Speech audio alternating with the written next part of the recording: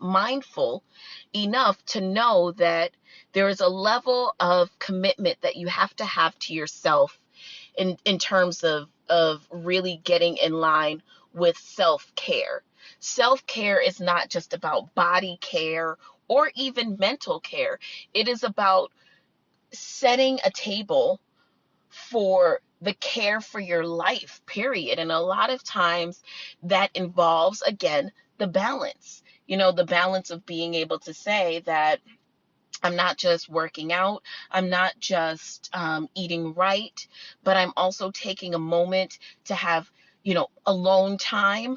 I'm also, really being conscious about the communication in which I'm having, and making sure that, I'm putting forth an energy that is high, and the vibration and the frequency that people are able to pick up on is one of positivity. So, what I would encourage you to do is, if you do have a moment in your day, or at the beginning of your day, what I did this morning was something that I hadn't been able to commit to doing in a couple of days, but it was just getting up in the morning and already thanking God for just the abundance of love for this day, the abundance of, um, great communication, and for the ability to change and hopefully help someone during the day. I was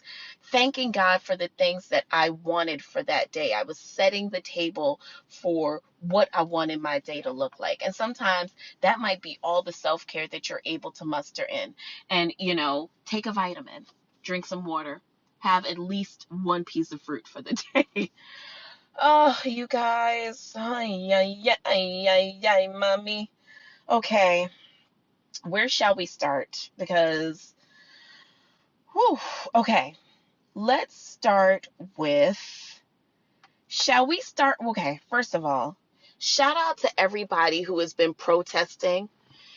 Every state in this country, Australia, Sweden, Paris, just everywhere that has been um, protesting for equality, marching in the name of George Floyd, marching in the name of Breonna Taylor, marching in the name of so many countless others who have suffered at the hands of inequality, of injustice, of systemic racism.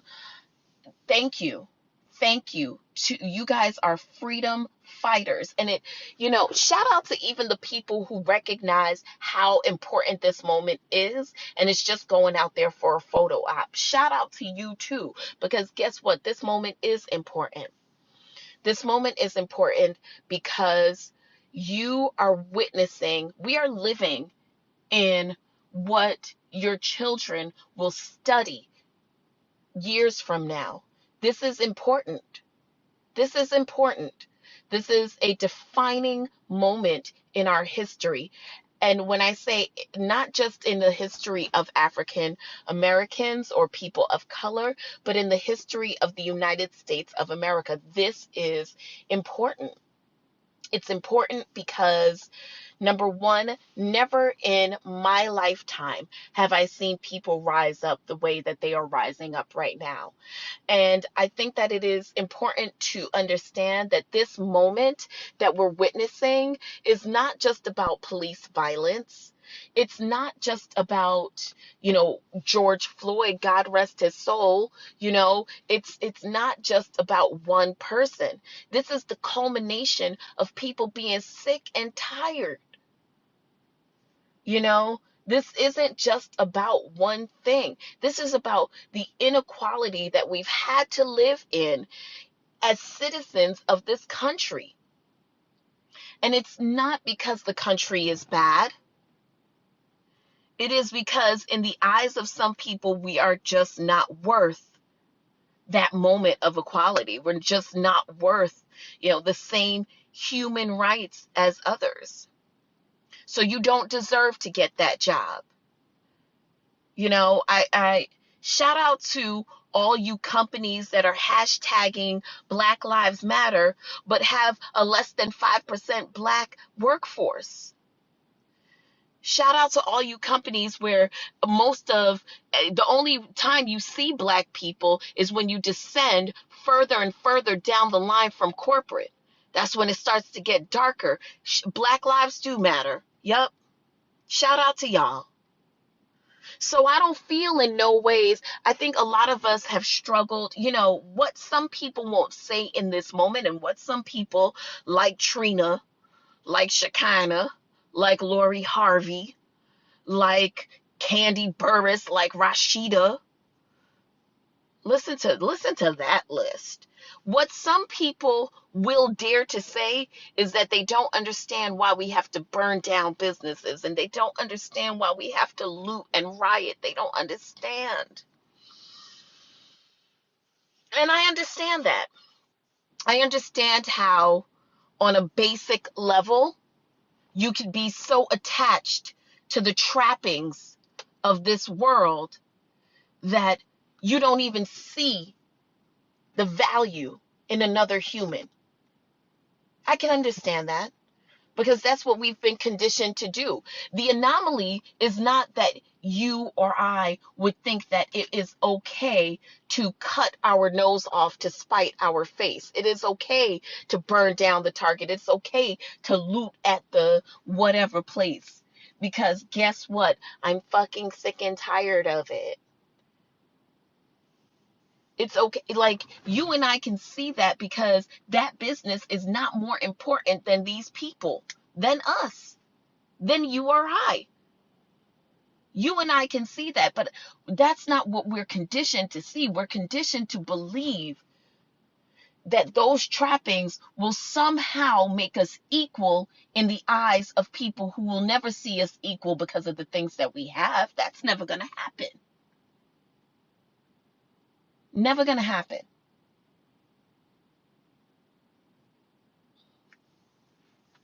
So, this week, a lot of people did a lot of fucked up shit, all right, and said a lot of crazy shit.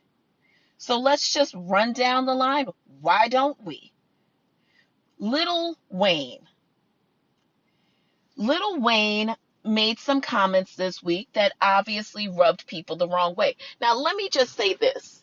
Lil Wayne is not somebody that has had a history of caping up for the Black community. In terms of, and now, listen, I would like to say that perhaps he is just a bad communicator. I don't know. I don't know. I don't know that man. But what I do know is this isn't the first time he's alluded to the fact that perhaps his experiences, which include that of him being a financially well-off Black man, preclude him from experiencing, from having the same experience with law enforcement that we see on television or that we hear about or that our friends experience or that we ourselves have experienced. So Lil Wayne last month was asked about his thoughts on the George Floyd case and the officer who knelt on his neck during the arrest. Now, this is what he said. I think when we see these situations, I think we also have to understand that we have to get very specific.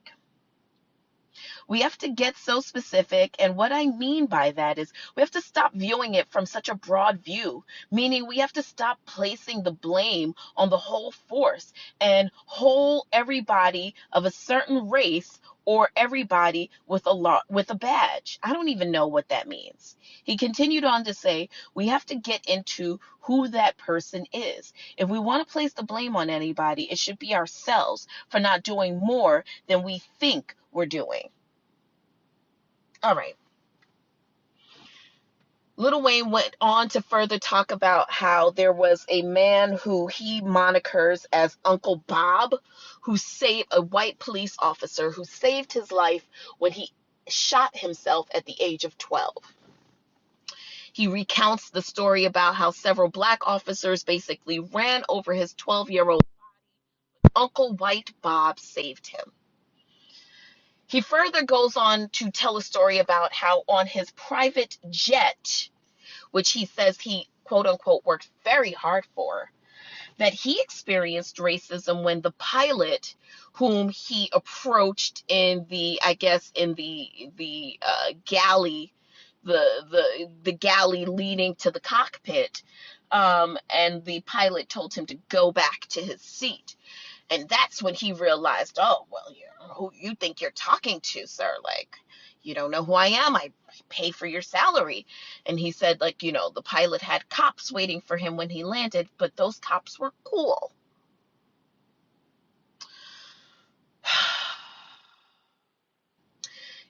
I think we have to be very careful about what we ask for.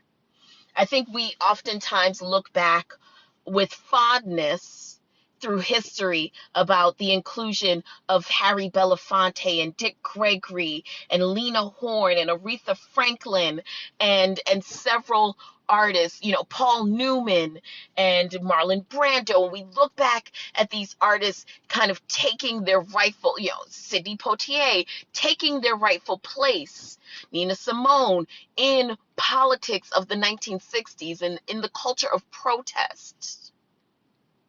And I think that we a lot of times want the same thing out of our celebrities. But you have to understand that celebrity as we know it right now is so different than what it was then. And there's so many people who live to believe that their millions somehow make them less